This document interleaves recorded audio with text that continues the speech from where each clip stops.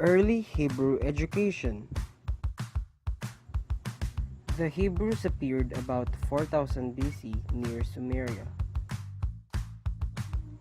They were nomadic Semitic tribes who moved from their flocks from oasis to oasis in the Arabian desert. During Abraham's time, they lived in Ur, then Haran in the Crescent in 2000 BC, and later entered Canaan near the edge of the Mediterranean Sea. They were forced to live in Egypt because of the famine in Canaan.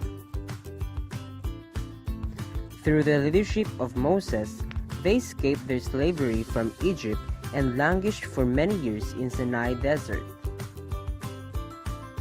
Then under Joshua's leadership, they entered Canaan, conquered the people of Jericho, and took lands along the Jordan River, a land flowing with milk and honey, for this land is good only for pasturage and honeybees.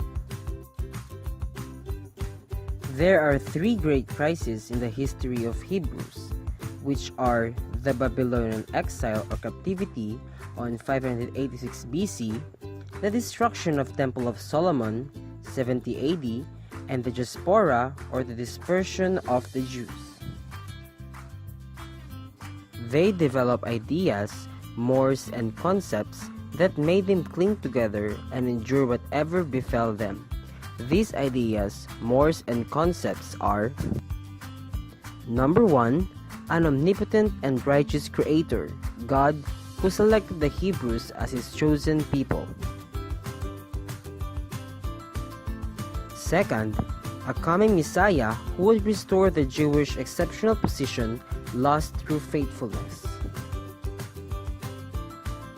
And lastly, holiness and obedience on the part of the Jews as a condition of their restoration. The methods of instruction were compulsory, oral, memorization, exposition, and temple worship.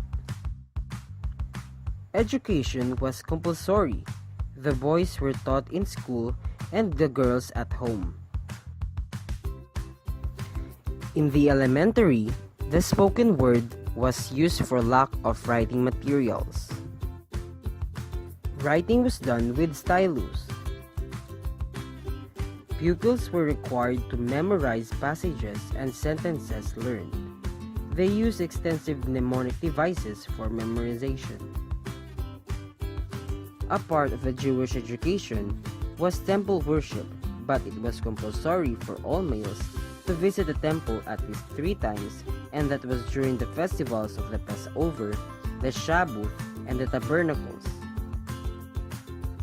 The school day was long.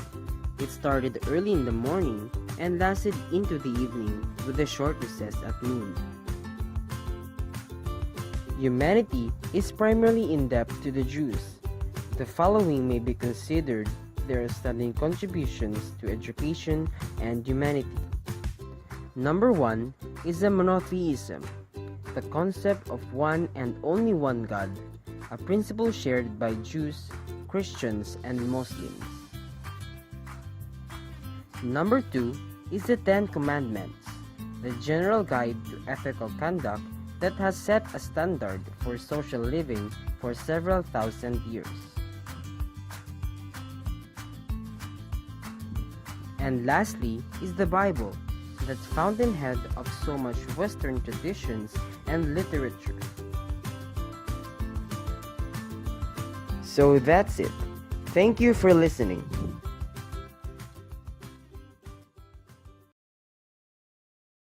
Created using Powtoon.